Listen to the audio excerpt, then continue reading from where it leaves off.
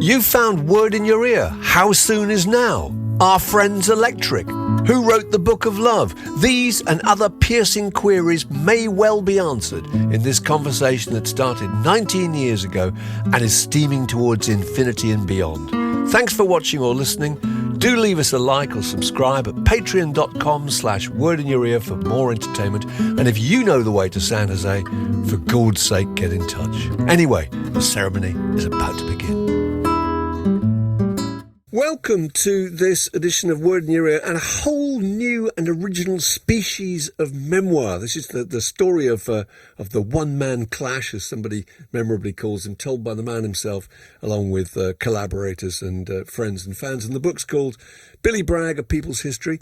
Billy, welcome. Lovely to see you again. Lovely to be here. Thanks for having me, guys. Terrific. Now, look, there have been memoirs in the past. Andrew Collins wrote a very good book about you, and you put out a book called The Progressive Patriot, which is kind of half memoir and half about, I don't know, the nature of polemic, yeah.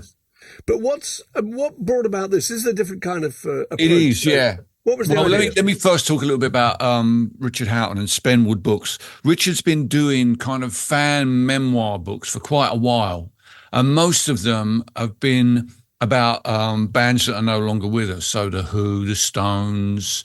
He did a really nice one of a specific venue, the De Montfort Hall, Leicester. Well, just people writing about what gigs they saw there. And I read he did a Faces one that I read, and I really quite enjoyed that. And then I was invited to write the intro for a Clash fan memory book. And he and Ian Key, who edited the Clash fan memory book, invited me to do a Billy Bragg one. And I thought, well, that will be really interesting. But what I missed from the standard books that they were doing was some involvement of the people who were actually there at the time.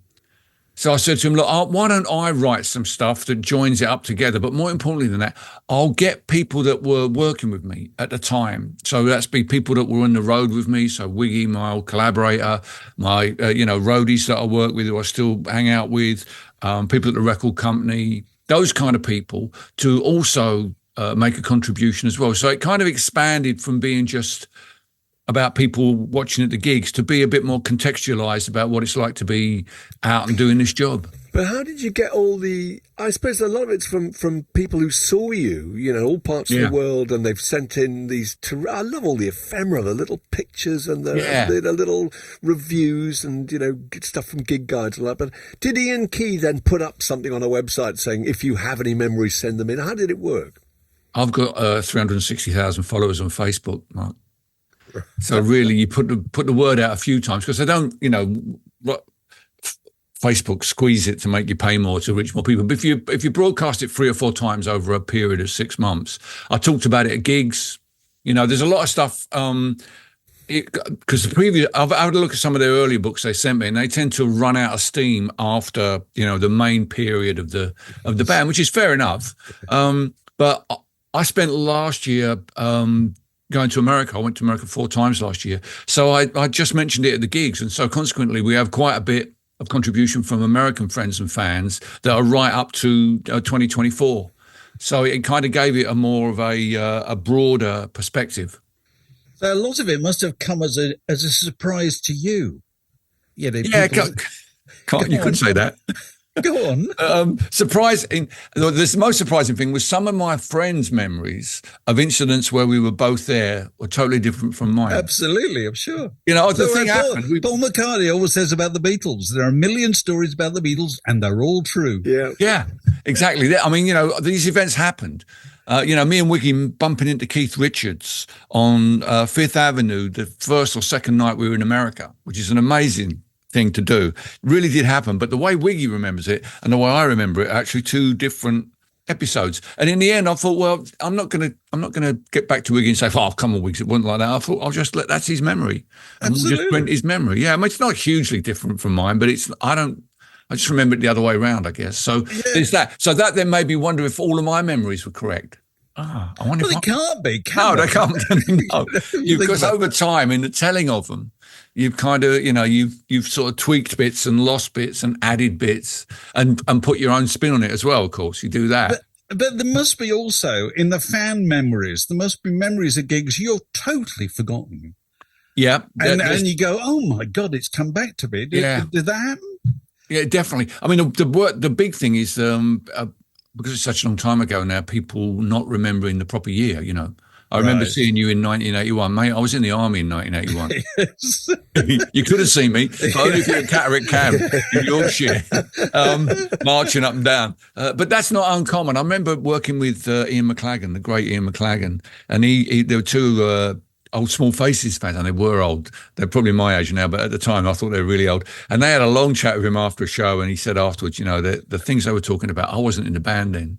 Yeah, you know, that was Jimmy. But what can you do? You know, it's their memory. You can't be messing around with it. We always think every band or every artist has got a kind of Boswell figure somewhere who keeps track. Do you have such a person? I do. And we've already mentioned his name. Andrew Collins is my Boswell. Of course. We had him on the podcast. He's very, very good. He's incredibly good. Yeah, he's incredibly good because he has an eye for the narrative arc. He's not just reporting facts.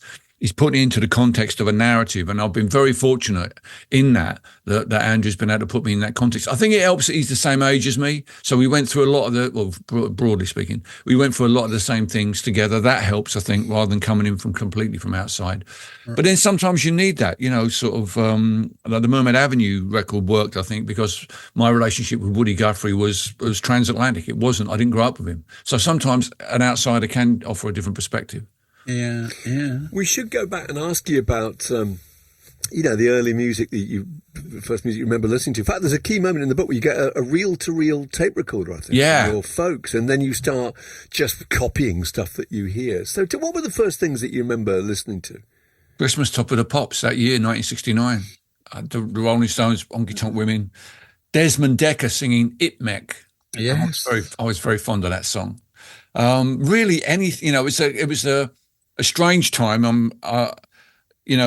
Waiting by the radio for the song that you wanted to hear to come on. That was kind of tough. You had to rely on the chart rundowns and knowing where it was in the chart so you could be sure to get it. But there will be some things that would always be beyond your ability to capture, and that will be album tracks. And I got drawn in very early on to Bridge Over Troubled Water. I'd heard The Boxer by Simon and Garfunkel on a school trip, and it really, it was the first song that really moved me emotionally. And I kind of got that sort of, that melancholy feeling that you can sometimes get from music from it. I'd never experienced that before. So I realized I'd heard Bridge Over Troubled Water, the song as well, and realized there was a whole album. But in order for me to get access to those songs, I had to wait for the older sisters of my school friends to buy the albums and then lug my tape machine on the bus around to seriously, you're laughing at me as if this is a stupid thing. I can remember Paul Charman turning up at my house with the album. There he was with Bridget, because he knew how much it meant to me.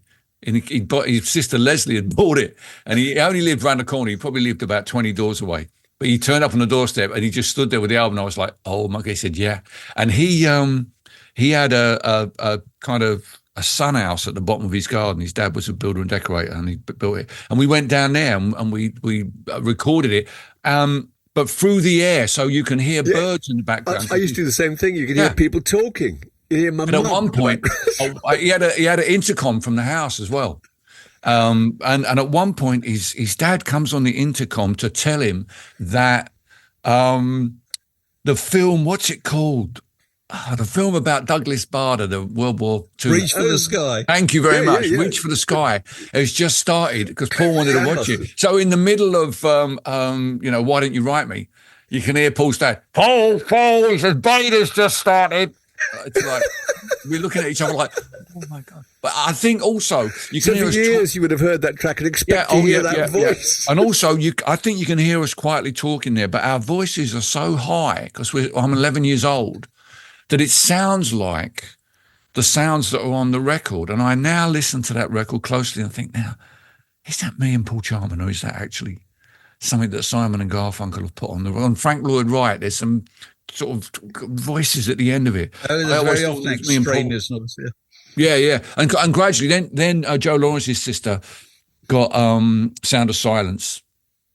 and Parsley, Sage, Rosemary and Thyme and all that. And I went round to Joe's and got that. But Paul Charman's sister, brilliantly, also had loads of Motown Chartbusters albums. Oh, right. Okay. So I kind of taped all those as well. So I was kind of vacillating between Motown Chartbusters Volume 3, which is the one with a shiny cover and Tracks on My Tears, and the Parsley, Sage, Rosemary and Thyme and all that kind of thing. Just imagining how horrific it would be for the older sister to think she'd saved up for an album, and then a younger brother had borrowed it and taken it round to his mate.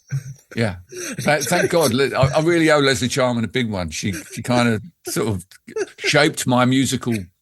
I saw him a couple of years ago. We had a friend of mine from school. They had a reunion, and I just happened to be around when we were rehearsing for the Riff Raff shows, and I went along, and Paul was there, and I was asking him out. I hope Leslie understands how important she was to me. And Graham Patton, another one, Graham Patton's sister was really important as well. Not because she lent me a record, but because I had the Jackson 5's greatest hits, and Graham wanted to give it to his sister for a birthday present. So he offered to swap me his father's copy of The Times They Are A-Changing, the vinyl of which was about half an inch thick. I mean, it's like a coffee table, the record, compared to what they were making in the 70s. I mean, it's probably worth a fortune, that record. It's probably an original 1964 release. And thanks to Tracy, I was introduced to probably the album that had the most significant effect on me, I think, really. It was like, I feel listening to, at the time, you got to understand, this was like 1971, 72. So it's in the middle of glam rock. And all my mates at school are either into Led Zeppelin or Alice Cooper. And I'm listening to, the Lonesome Death of Hattie Carroll. It's like, yeah, I'm the weird kid in the class. But it's like I'm thinking, why haven't I got any friends? Yeah, no, I haven't got any girlfriends. No, I worked on that. I became a David Bowie fan. All the really smart girls in our class went round Janet Samuel's house at lunchtime to listen to Hunky Dory. So I got into that, so I could at least talk to them about David Bowie. Yeah, that was those were kind of formative years. Did you learn words from an early age when you're listening to records? Yeah, very much so. Words was always really important to me. I was writing words from an early age as well. I wrote a poem when I was 12 at school, and I got to read it out on the local radio, which gave me confidence to be, to think I might be able to be a lyric writer. Right. So, are you one of those people, if I gave you a line from a Bob Dylan song, you could recite it from? I'm not going to do it to you, don't worry. Oh, yeah, I did that Bob Dylan podcast thing. I can't remember what it's called now. And they said, do you have a favourite line from Dylan? I said, yeah. I said, take me disappearing through the smoke rings of my mind, down the foggy ruins of time, far past the lonesome trees, out to the windy beach, far from the twisted reach of crazy sorrow, to dance beneath a diamond sky with one hand waving free, silhouetted by the sea, circled by the circus sands of all memory and fate, driven deep beneath the waves, let me forget about today until tomorrow. We could both do that. Anybody listening could probably do that too. It's amazing, isn't it? How you can just do whole chunks of it. Yeah. If you want to talk about poetry, let's go there. Yeah. Do you think that happens when it enters your head when you're young? I do think that. Yeah, I do think it's about what enters, not just enters your when you're young, but I think your musical taste is more or less fixed, isn't it? By the time you reach 20, that's the music you're going to listen to, unless you really, really work at it. If you go to the musical equivalent of the gym to find new music all the time, your music is going to be fixed. When I'm doing long drives in the car, I always find myself sort of going back to, Rykuda, Ronnie Lane, the Jam. I've always had a Jam CD in my car when I had a CD player. Those were the two that never left: Ronnie Lane, Slim Chance, and a collection of Jam B-sides. I can't remember what it's called now, but it had Liza Radley on it. Great record. And I find myself sort of drifting back there, listening to that stuff. Yeah. So putting together this book, was it an enjoyable experience for you, or did they present you with here it all is, and you got to go through it all and decide? No, it was enjoyable. With that or what? It was enjoyable because in order to put it together, I had to sort of go back and look at all what in my archive, what evidence I had of what I'd done and where I was and what I was thinking. I kept a diary through some of that time, so I was going back reading that, and that was interesting as well because again, there were things I thought I'd done that I couldn't have done because I wasn't there at the time. There's big lumps of the 1980s of British culture that I missed because I was out on the road somewhere. I just wasn't around for it, you know. So that was kind of interesting, trying to stick that together. And I went through my archive to look for images, for photographs, for posters. That was fun. And best of all, I decided, rather foolishly, to try and construct a list of all the gigs I'd ever done. And so that involved... How many were there? Did you get a total? I know, somewhere around, it was under 3,000, but over it's about 2,700 something. It's the thing. Problem is, Mark, is what you class as a gig. Yeah. Right. You know, then that's why I really. Well, there was. I remember Dave and I seeing you with the Porter Stack in Carnaby Street outside Smash Hits, where we worked at the time. Does that count as a gig? Is a picket line a gig? Playing in a prison, is that a gig? In store, is that a gig? You know, if you were talking about performances, then it would be a longer list. But in the end, I decided it had to be gigs where people could come along and buy a ticket and see me, or get them free and see me. So that helped. But let me just ask you about those gigs, though. It's interesting that the people who write in, all of them make the point that seeing you live had an immense impact on them. I've got a pal who doesn't really buy much music, but he buys your music, and he's always talking about the times he's seen you and just what a connection he felt with you. So why do you think you instill that incredibly strong feeling in people? It's very passionate. Well, I just try and be as passionate myself as I can. You know, I'm trying to engage with my audience on you know, not just about the politics of it, but the emotional sense of it as well. I recognise that music can't change the world. That's my experience after 40 years of trying to do it. But I do also believe that music can fire you up and send you away, you know, sort of like ready to deal with whatever challenges life's thrown at you. And I try and put that out every night, and to entertain people, and to sort of break down the, you know, not to come across as if I'm some, you know, sort of mystic figure who's brought some truths, but just as I basically want everyone to go home feeling like you feel now, Mark, like I'm chatting with them. Everybody in the audience to feel like that. And I'm always happy when people say that's the sort of experience they've had. So I don't think too much about why people feel that way. I just put out what I put out. All right. Do you find your relationship with fans, we call them that, presumably changed massively during that period you've been known because of technology? You know, it used to be autographs and presumably did it. Yeah. And how has that been for you, the kind of change from that to selfies and people wanting more of you? And is that the case? It is, yeah. And of course now everyone's got a camera. But the trouble is my audience, bless them, are like me, mostly in their 60s. And when they say they want a photo, they've probably never taken a selfie. You know, so what I do is if I'm doing an after show meet and greet, you know, at the T-shirt stand, I look around for someone, you know, one of the people who works at the theatre, a young person, a person under the age of 30, and I say, mate, I'll give you a crate of beer if you take the photos. Because I know if they give the guy the camera, he's not going to be fazed by what camera it is, because he's just going to look at the camera, bish, bash, bosh, take 3 photos in the time it takes me to say take 3 photos. Whereas the normal thing is... you'd be saying, you've got to hold it up. No, press that. No, press that. Yeah, no, it's worse than that, Mark. It's worse than that. The old geezer who wants the photo turns around and gives his phone to the old geezer behind him who's never seen that type of phone before and doesn't know what to do. So it's like, it can go on for ages. And then they come back and say, the picture didn't quite work out. It's like, I mean, you know, you've got to be a pro at it. I did an award ceremony just before lockdown for the NME, and I was co-presenting an award with Taylor Swift, which I didn't quite clock beforehand. So it's only when I met her backstage that I realised. Taylor Swift. Yeah, I'm really sorry, but I really should get a photo of this for my granddaughter. She said, give me the camera, give me a camera. I gave her the camera. We smiled.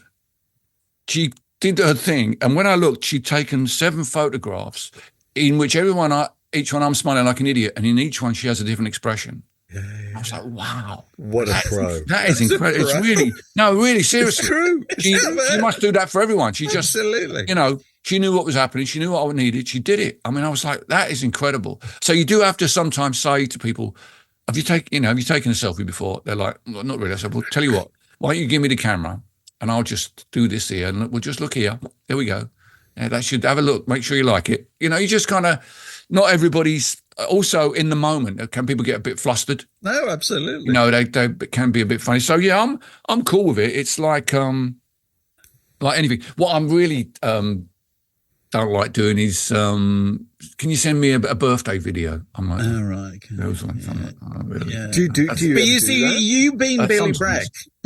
Bragg, I'm sorry, I don't want to talk you into this, but you kind of can't refuse, can you? No, you can't. Because you're Billy Bragg, you're a nice guy, aren't you? Yeah, being a human being, you can't refuse. Because people don't catch you being snappy or anything. No. It's not that. It's when it's an email request, you're like, oh, it sits in my inbox for a few days and it gets close. I try and say, why don't you send this in a card? And they do that. They send in a card and I sign it at the card for them and do that. I'd rather do that. I think that's got more feeling to it, more because that's kind of involves them as well, you know. Yeah, no, sorry, I've got to go back to Taylor Swift once more. Had she heard of you? Yeah. Because I said to her, I really, you know, I think she said to me, I really respect what you do. I said, well, I'll tell you what you do is, I think, more powerful because, you know, it's not just because of the following you have, but as a woman to stand up to the record industry and say, I'm going to make my own music. I mean, I own my own back catalogue, so I understand where she's coming from. So we were only chatting for, you know, even 5 minutes probably. But yeah, it was Has that really, picture of the two of you ever been? Has it been posted? Has it been publicly put up? No, my grandchildren see it sometimes. How amazing it would be to see it. Yeah, I think I did. I put it on Twitter. Twitter. You did? I did. I posted a picture of it on Twitter and said, you know, I don't know who's more surprised to realise they were co-presenting me or Taylor Swift, but looking forward to seeing you at Left Field. And she tweeted back, yeah, great, yeah, nice to meet you, new friend. See you at Glasgow. And of course, Glasgow never happened that year. Right. But yeah, there the two of us are. So were the grandchildren duly impressed? No. They're too young. What does it take they're too young? I was going to say, what it took to take to impress them. That's incredible. Yeah. What does it take to impress them? I've got some amaretti in my coffee making thing. That always impresses them. I find an amaretti when they want one. It's that kind of thing. You got to work on your grandpa. Yeah. The things you think will work don't work, and then and all of a sudden they do. So, of all the reminiscences in this book, which it's a fantastic piece of work, really. I mean, it's really original. Mark and I were just talking about it beforehand. It's so beautifully illustrated. It's an immense, great brick of a thing. It is. Well, the thing is, we got so many people writing in over such a broad period. I will say, having said that, I can probably show you it if I'm allowed to walk out of frame. And yes, you're allowed to do what you like. Yeah, just got to fix over here. Hang on. Sorry about this. Right. Absolute shit. Coming up the steps. I would have tidied up. It's like being on the Steve Wright show, Dave. Remember Steve Wright would suddenly get up and just disappear? Yeah. And leave you on air. He was a really good lad, Steve Wright. He was. Yeah, he was. He looked after me, whatever. He introduced me on Top of the Pops when I did Between the Wars. Right. I was going to ask you about that moment. Yeah, Steve Wright came over to me when we did Top of the Pops. And he said to me, can you just explain to me a bit about this song, where it's coming from? Because you've got to remember, this is just after the miners' strike. So I explained it to him, and he was like, okay, right. And I think he gave me the feeling that I wasn't alone at Top of the Pops, that there was someone else there who actually twigged what was happening here, that this was something other than ordinary. And I really felt, sort of part of it then. And I don't think I would have done if it had been, Dave Lee Travis or, someone like that. One of the one of the Smashy and Nicey. One of the many hairy cornflakes. Smashy and Nicey is what I was looking for. But Steve actually and he always, bless him, he always had me in whenever I had a record out. He'd always have me on his show, and he'd always somehow managed to bring it around to what politics was. So outside of John Peel, he was actually, oddly though it may sound to your listeners, viewers, he was probably my greatest supporter at mainstream radio. Really? Yeah. No, and now what I was doing to show you was, what were you getting? Yeah. See, there's a Simple Minds book that's just as big. Oh, right. It's not that uncommon. And the one that let it all off was this one they sent me quite a while ago, which is a really nice Orchestral Manoeuvres in the Dark one. Oh, really? And this was very influential. It had a similar sort of layout. Yeah. And I thought, this is a bit more, substantial, and it had what I liked about it. It had a lot of room for images. Yeah.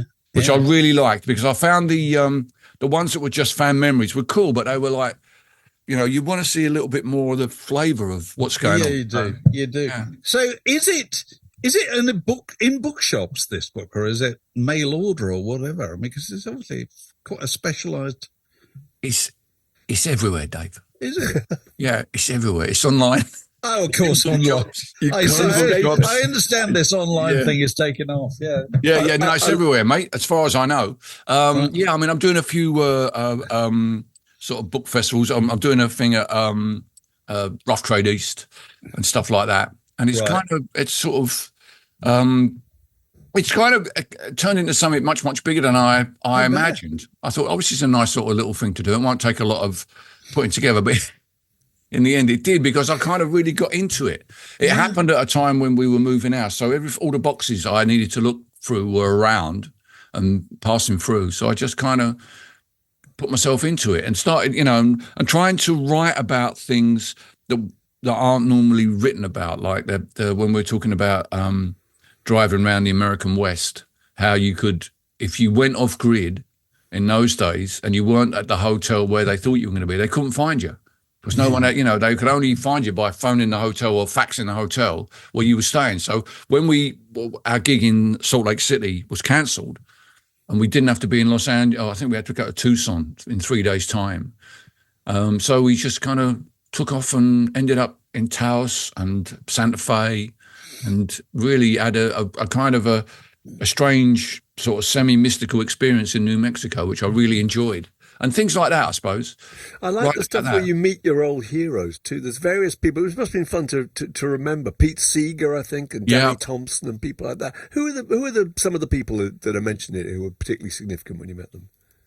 Oh, I suppose the most significant person would be Ian McLagan, I think, because he was a huge hero to me and Wiggy. We were Faces fans. I think that comes over in the book where we talk about buying Ronnie Lane's Ampeg amplifier, which we found in Melody Maker, which was we didn't know it was Ronnie Lane's, but we went on the train from Barking to Richmond, and when we turned up, it was Ronnie Lane's lockup, and there was a guy named Rush Slagbaum who'd been a roadie for the Faces, sold us the amp. That was kind of like we carried that back like a religious trophy, So yeah, the Faces were really big for us. So getting the opportunity to work with Mac and him fitting in so well and getting it, and people just loved him. He was such a kind of hail fella well met.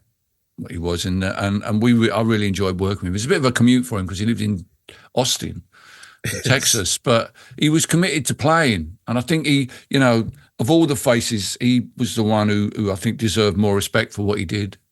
He was kind of, you turn up with him at gigs and people would just be amazed that Ian McLagan was here.